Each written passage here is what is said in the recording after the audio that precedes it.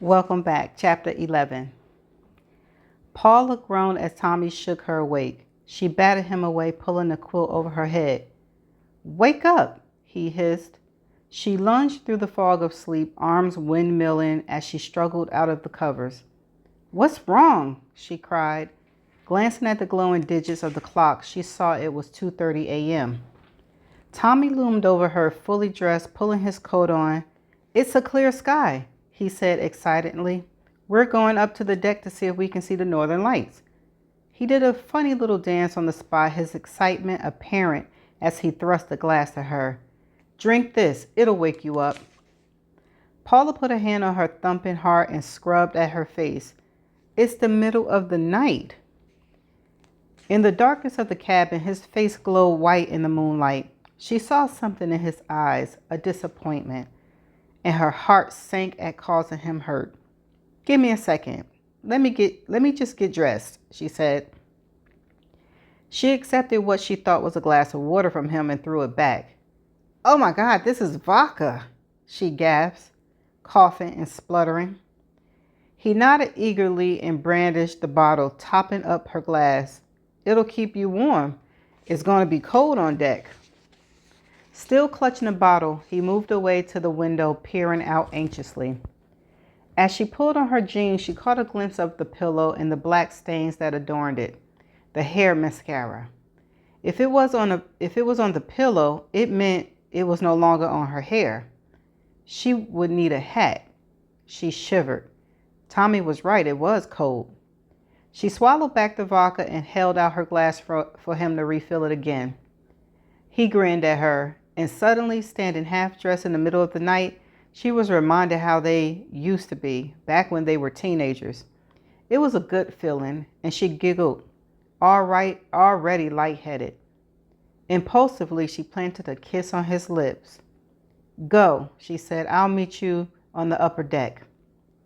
He grinned, shoving the bottle of vodka at her as he hurried from the room. In his wardrobe, she found his hat, big enough to stuff her hair inside. She put it on without looking in the mirror and vowed again that she would be outside the salon door when they opened in 7 hours.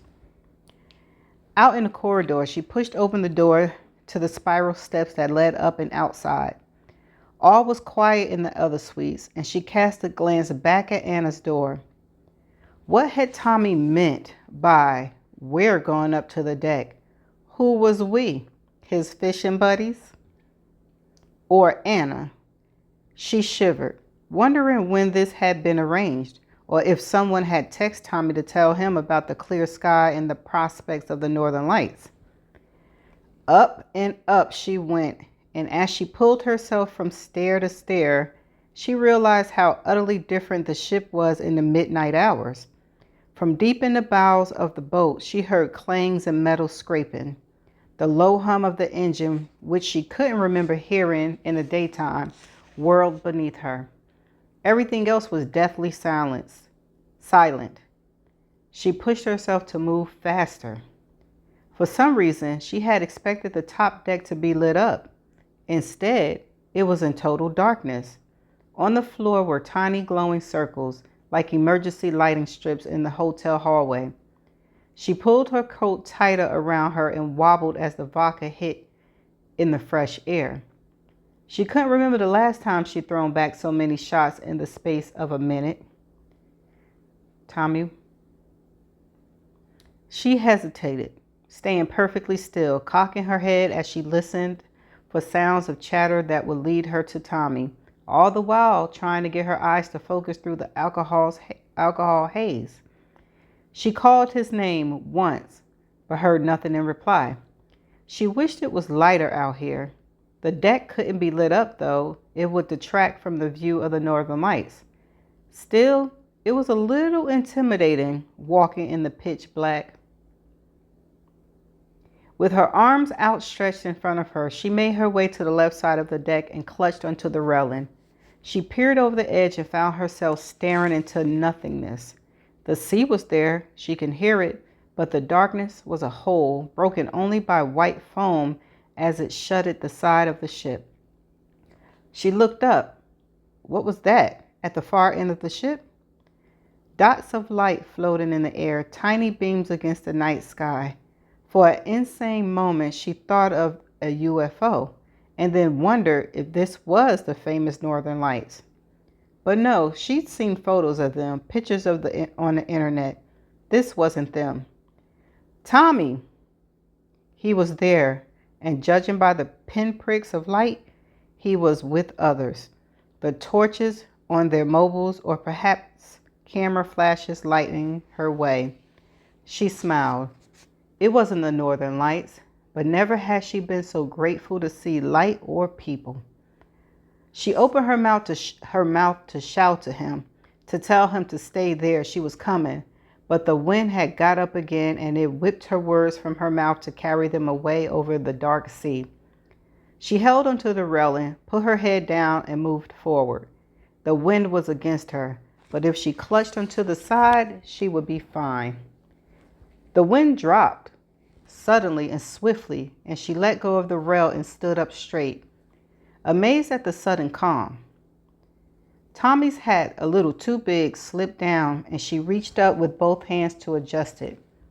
Ahead of her, the light seemed to have vanished, and she stepped up her pace. She thought it was Tommy coming at her, the speed and suddenness just like him. She half turned, expected him to grab her around her waist, pick her up effortlessly, and swing her around to make her shriek and beat at his chest. She was already smiling, already relieved that someone bigger and stronger than her was there, so she could cling onto him as they made their way to the bow, rather than gripping the rail. She started to speak, words she wouldn't remember later, but as the person kept coming and didn't slow their pace, she knew that this wasn't Tommy and that it was the wrong shape. "Hey," she said, and there was a smile in her tone because the way they were charging towards her meant they were probably drunk and perhaps didn't know they were heading straight for her. "Hey," she said again, a little louder this time, and instinctively she raised her arms, crossing them in front of her. The person slammed into her and she staggered backwards, feeling the railing behind her crush her breath out in a whoosh. She wheezed, bent double, and her assailant put her arms around her but said nothing. That was the moment she realized she was in trouble. She thought later, the lack of speech. No apology, no shocked words, just a body against hers. And then the realization that this person was still moving, still coming at her. And now they were both sliding along the railing until the cold metal at Paula's back vanished and suddenly there was nothing anymore. She went down painfully on one knee, grabbed at anything she could, the decking beneath her with one hand, the unknown assailant with the other. And still they pushed her. And there was nothing behind her, nothing apart from the deep, dark sea that churned far below. It was over as soon as it began.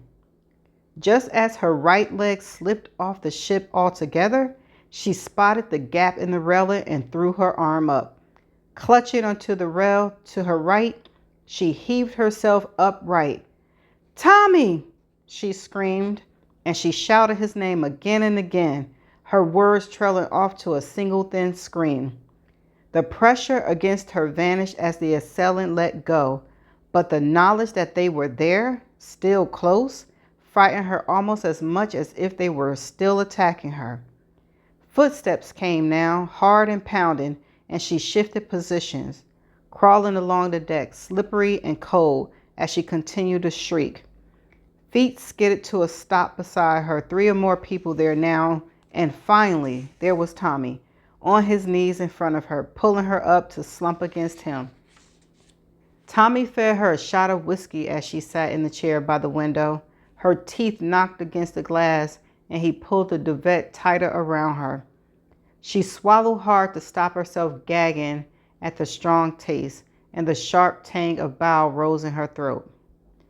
"I'm not cold," she protested, pushing the suffocating quilt away. The late night, unscheduled announcement from the captain rang in her head. Keep your eyes open for some unexpected surprises.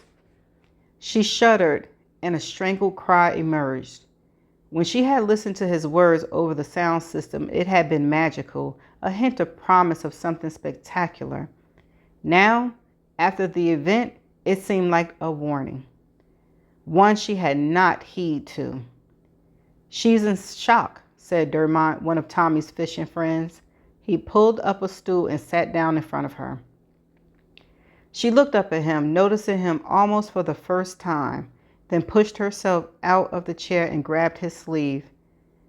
He wore a coat like this, waxy, she said, her voice trembling as she rubbed it between her fingers. It was green, I think, just like this, a dark green wax jacket. Well, I was with Tommy when the accident happened, said Dermot after a moment's uncomfortable silence.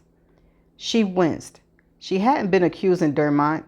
An apology poured forth from her at the misunderstanding. I'm so sorry. I didn't mean that. I'm not saying it was you, just that this is exactly what he was wearing when he pushed me. It's a common jacket, replied Dermot. Lots of fishermen wear them. Maybe someone had had too much to drink, said Tommy. I thought that, said Paula. I thought they just staggered into me, but they grabbed me. They didn't let go. They pushed me into that very specific gap where the railing had broken. She heard her voice splinter with unshed tears and looked from Dermot to Tommy. I was pushed, she finished quietly. There was a moment of silence before Tommy spoke again. I meant you, he said, that maybe you'd had a bit too much to drink. Is Tommy and Anna trying to kill Paula? She gaped at him. No, I didn't. But belatedly, she remembered the vodkas she had knocked back less than half an hour before. I wasn't drunk, she protested. Maybe the ship rocked or a gust of wind. The two men turned to each other as they mused upon the situation. Paula sank back into her chair. I was pushed, she said, but her words were so quiet the men didn't hear her. Or if they did, they didn't respond, just like typical men who don't believe women. Fatigue overtook her and she breathed deeply. As traumatic as it was, she went back in her mind to the deck. Had she really been pushed? Or had the wind been so strong that it had buffeted her to the ground? Her eyes wandered over to the bottle of vodka on the side. Nausea overcame her and she swallowed rapidly. Maybe she had been drunk. But if she had, she was stone cold sober now. Hey, I thought I heard voices. Is everything all right? Anna was standing in the doorway. To Paula, she looked as perfect as ever, not a hair out of place, her eyes not remotely sleepy as she tightened the belt of the thin robe she wore. Paula looked down on her hands in her lap and prayed silently that Tommy wouldn't tell Anna what had happened to her. It was only the third day of their cruise, and already she had had more mishaps than most people usually had during a lifetime of holidays. At the sight of Anna, Dermot sprang up and went over to her, and Paula watched as they talked quietly by the door, Anna nodding, gasping, casting worried glances Paula's way.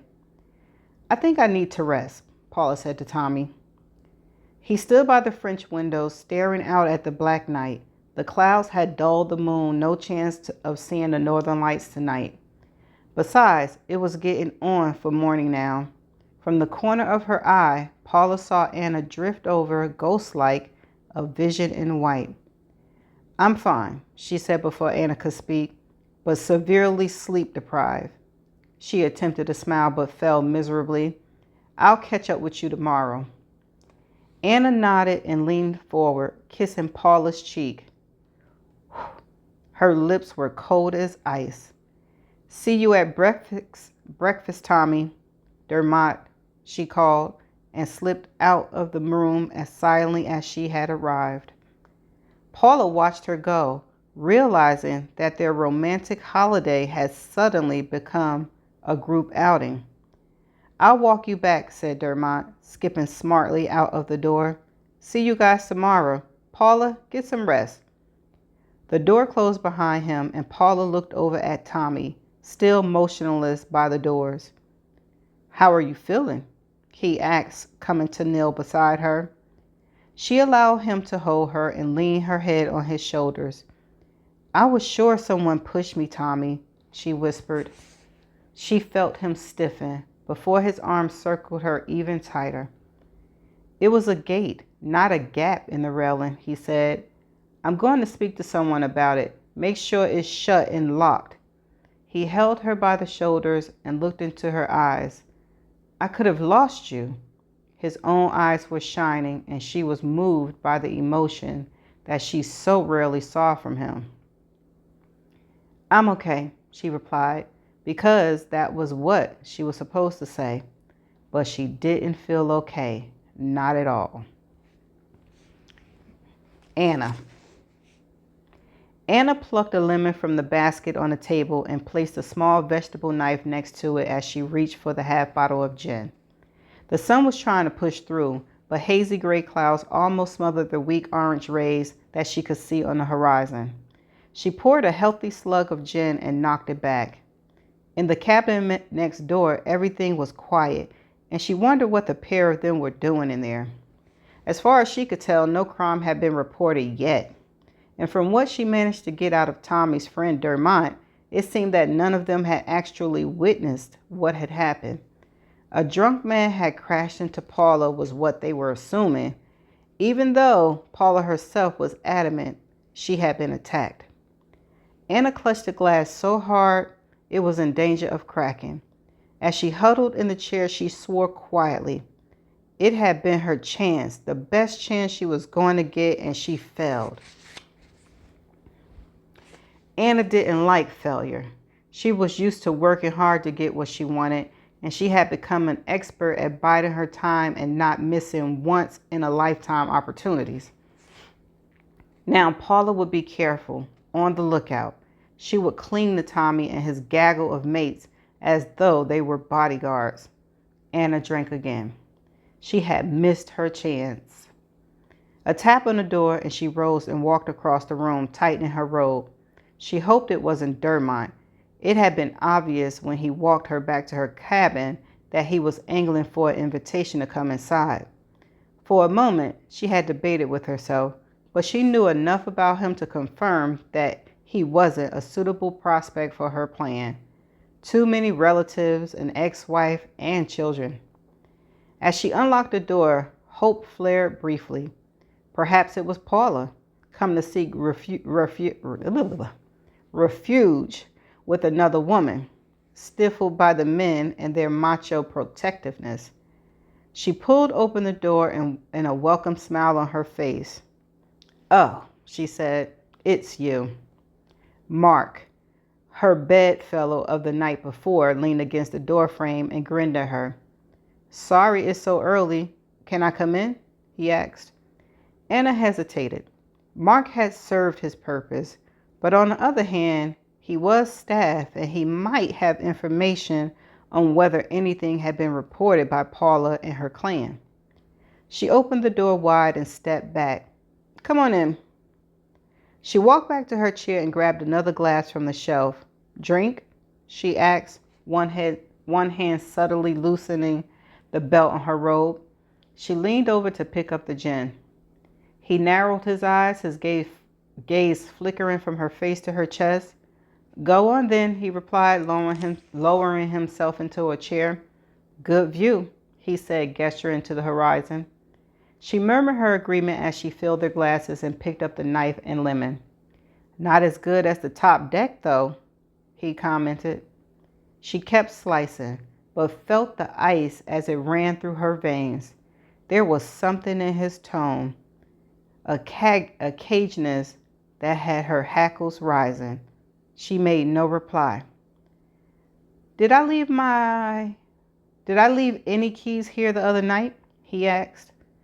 The knife still. She put the lemon down on the cutting board and turned to face him. I don't think so, she said. He crossed one leg over the other and smiled up at her. The smile didn't reach his eyes. You unlocked that gate on the deck. You had a fight with the woman from the expedition suite. Ooh, a witness. She blinked slowly. The incident hadn't even been reported when she was in Anna's suite. How did Mark know about it? Was it possible he had seen her?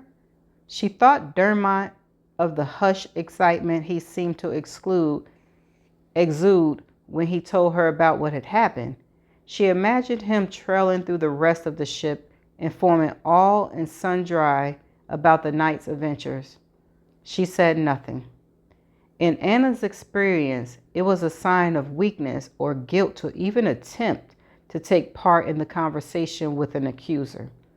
She slid the knife into the sleeve of her robe and fixed her gaze on him without saying a word. He stared back. Don't look away. Mark blinked. Anna allowed herself a small smile. Wrong-footed. He bit his lip and tried another tack. Everyone's keys are being checked. 2 of mine are missing. He smiled strangely at her. You and I can come to an agreement. Compensation, say, for the fine I'll face. She wondered what sort of compensation he had in mind, money or her body. But she didn't ask him. She remained still, fighting the urge to do something. Take a sip of gin or light a cigarette or even sit down or walk away. All would be signs that he had edge in front of her in this strange 2-horse race. You're fucking mental. She sure enough is, child. His words were careful, considered, and held just a hint of unease. She readied herself. His next move would be to mask his fears with a reaction, and he would use the only power he had over her, his physical strength. He went to stand, planting his big hands on the armrest. Anna took 2 steps forward and raised her right hand. The knife slid out, an extension of her fingers. She didn't look at his eyes or his hands, but kept her focus solely on the target area as she bent slightly and deftly flicked. The blade sliced cleanly through his corroded artery, and blood gush was instant. Girl, blood is going to be all over the place in that cabinet. 1, 2, 3. She put one hand on his shoulder as he bucked forward, angled herself so she stood clear of the jet. She watched it trajectory up and over, hitting a glossy drinks cabinet, running down bright red against polished white wood. 4, 5, 6. She glanced down at Mark, his mouth flapping uselessly. 8 seconds for him to lose conscious. She applied a little more pressure to his upper arm to keep him from moving, to plug the flow. 7, 8. It was done. She moved back to survey the damage. The blood could have been worse. It hadn't touched the rug underneath the chairs, just the cabinet, which was dripping still, running in rivers to pool on the floor. She would tend to that first. She slipped off her robe and worked naked to avoid the danger of getting blood on her clothes. Child, it's going to be blood somewhere. She hung the robe neatly in the wardrobe, pleased to see not a single drop of Mark's blood on it. From her suitcase, she pulled a large plastic sheet, which she tucked behind his shoulders, wrapping it around his front like a shawl. On her hands and knees, she mopped up the puddle and roughly cleaned the carpet with cloth that had been packed alongside the sheet. When there was no risk of the blood getting on anything else, she opened the French doors and stepped out onto the balcony. The sun was fully up now, silvery white and yellow beams against the perfect blue sky. She walked over to the railing and squatted for a closer look at it. No gate here, unfortunately, unlike the top deck. She looked back inside at Mark's inert body. He was a big guy. She put him at 12 stones at least, maybe more, almost double her own weight. The railing on the balcony came up to her chest, and though it was a clear drop down into the ocean, there was no way she could lift his corpse up and over. She ran her hand over the railing again, feeling for the bolts, just 2 in each, joining the white rails to the side supports. If she had a spanner, she would only need to remove one rail and she could slide Mark's body out. She glanced around, grateful for the solid brick walls that divided her from the deck to the left and Paula's expedition suite to the right. The white walls were floor to ceiling, offering total privacy from all angles, meaning she could work in peace. The only possibility of exposure was a passing ship or sailing too close to land on the starboard side. There was only one sticking point. She needed to find a spanner. Dusting off her hands, she pulled herself upright and walked back inside, closing the door behind her. Girl, she crazy, impulsive, and whoa. Whew. Paula, we're docking again today. You want to get off the ship for a while? Asked Tommy as they sat down to breakfast in the restaurant. Paula looked over the menu half-heartedly. What she really wanted was to go home, to be safe in her own house with the electric gates and the burglar alarms, and call her regular salon to make an appointment to sort out her damn hair. She put the menu down and pulled some strands of hair around to inspect them. The covering mascara had all gone now, and the horrid orange bits were even worse than she remembered. Pulling the band out of her bag, she twisted her hair up and tied it in a bun. "Babe," prompted Tommy, "do you want to get off and have a look around?" "Where are we docking?" she said, "and for how long?" "Andalus in Norway," replied Tommy as he stuffed a bread roll in his mouth. "It's the last stop before Iceland, so if you want to stretch your legs, now's your chance." It was all you, she thought as she pretended to peruse the menu again. She remembered a time when Tommy had planned outings for the two of them, whether it be a picnic in the park when they were students or a night at the Ritz when he first started earning a good wage. These days, he didn't seem too concerned if she didn't come along with him. If she didn't get off the ship in Andalusia, whatever, he would probably hook up with Dermot or one of the other fishing boys, or even a complete stranger. They would wind up in a little bar, the beers would flow, and Tommy would get boisterous and loud. On the other hand, the Ruby Spirit was becoming claustrophobic, and if this was the last chance to step onto dry land before the 3-day sail to Iceland, she thought she should take it. But there were things to be dealt with first. Like what, Paula? "Did you report my attack?" she asked, lowering her voice so the neighboring table couldn't hear her. Tommy stared at her. "I'm going to ask why the gate wasn't closed," he said carefully. Paula looked away toward the floor-to-ceiling windows that offered a view of the sea. It wasn't an answer. Well, it was, but it was a plactorial one. I'm going to circle that one because I don't know if I know what that means. And I don't know if I'm saying it right. He had chosen his words deliberately. It was an answer that meant he didn't believe her versions of events. What?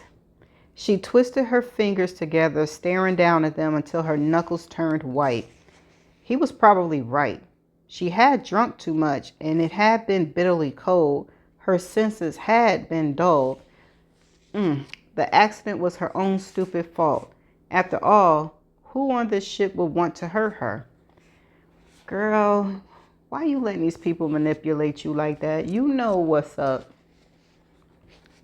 But a niggling doubt pulsed in her head like the beginning of a migraine. Tears pricked behind her eyes and she blinked them away. What time do we dock? She asked. I like to try and book an appointment too at the salon before we get off the boat.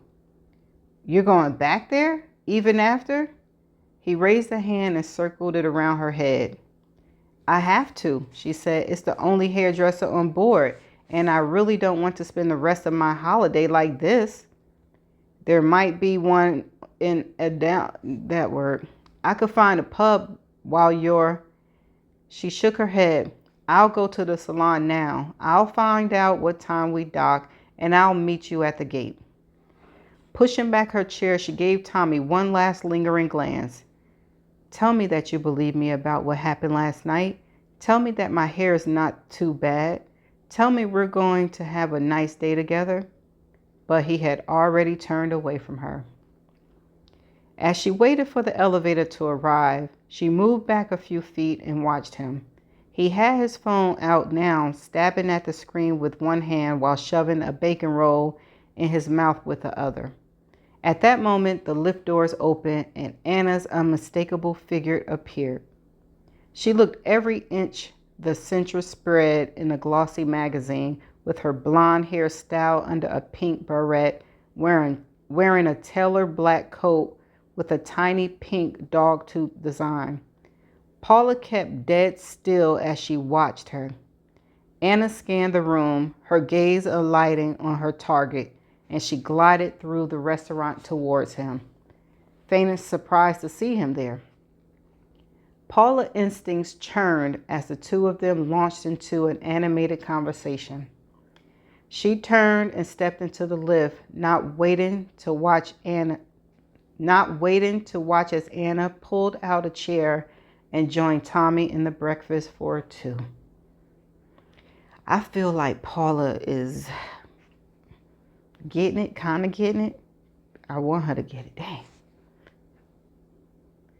They frayed over her in the salon, three stylists working all at the same time, deliberately explaining, choosing colors that would not only rectify their error but enhance her hair, make it better than it had been before the incident. That was how they referred to it, the incident. Paula thought of it as the fuck up with the bleach, but she would never say that. The girl from the day before was young, younger than she'd seemed at the original appointment, and now her superiors didn't leave her side, commanding her to watch and learn and not to touch. And the results was worth the hour spent in the chair. For the first time in her life, her hair wasn't dark and glossy. Now it was honey blonde with highlights that made it look sun-kissed. To Paula's surprise, the stylist had been right. She had enhanced. Did Paula change her hair from black to blonde? Oh, she gonna piss Anna off. Yes, Paula. At the till, she pulled out her purse, but the senior stylist waved it away. No, she said, I'm just glad we could fix it. Paula nodded and turned to the younger woman who had wrecked her hair. Thanks for sorting it out, she said, and don't worry, everyone makes mistakes. The girl said nothing, simply offered a pinched smile before walking away. Paula realized that the boat had stopped and that they must have docked. She wondered if Tommy would still be waiting for her, half hoping he wasn't. If she was with him, he would simply be interested in searching for a pub. She was looking forward to exploring the little town on her own. She paused at the gate, wondering where that thought had come from. You know where it came from him ignoring you and paying Anna attention. Get yourself together, girl. Once upon a time, she had hated doing anything by herself and had felt unconfident even in the town she knew. It was why she always called Julia to go shopping with her. She had a deep-seated need for other opinions, as though she didn't trust herself. She touched her new hair, which ran silky and soft through her fingers. Even this color had been someone else's idea. Why was she even thinking all of this? Where was it coming from? She signed, pulled her coat collar up, and walked the last few feet to the gate. Paula? Tommy grinned and adjusted his beanie hat. Looking lovely. She touched her hair self-consciously and smiled back. Thanks. Behind Tommy, melting into the crowd of passengers who seemed to be swarming off the ship, Paula saw a cap of blonde hair, Anna. She turned to her husband. Did Anna say anything over breakfast this morning? She asked. Like what? Asked Tommy as she took her hand. Come on, let's go. Paula averted her gaze, seeking Anna, but the woman had disappeared. As we pause in the waters of Port something, you might be interested in one of the fishing trips that takes place in the famous Norwegian fjords. Popular catches are herring and mackerel, pollock, and coalfish, among others. Of course, if you are feeling slightly more adventurous, why not try your hand at deep sea fishing? Beware, though, as the waters here can be amongst the most dangerous in the world. Have you heard of Edgar Allan Poe, a descent into the Maelstrom? The Maelstrom is a tidal system of strong currents and eddies that have been responsible for many shipwrecks and lost lives throughout history. Even Jules Verne spoke about it in his famous novel, 20,000 Leagues Under the Sea. Now the Maelstrom, like all tides, is caused by the birth of a full moon. And it just so happens that the next full moon will be upon us tomorrow. That's the end of chapter 11. Paula know what she know. She know that somebody attacked her.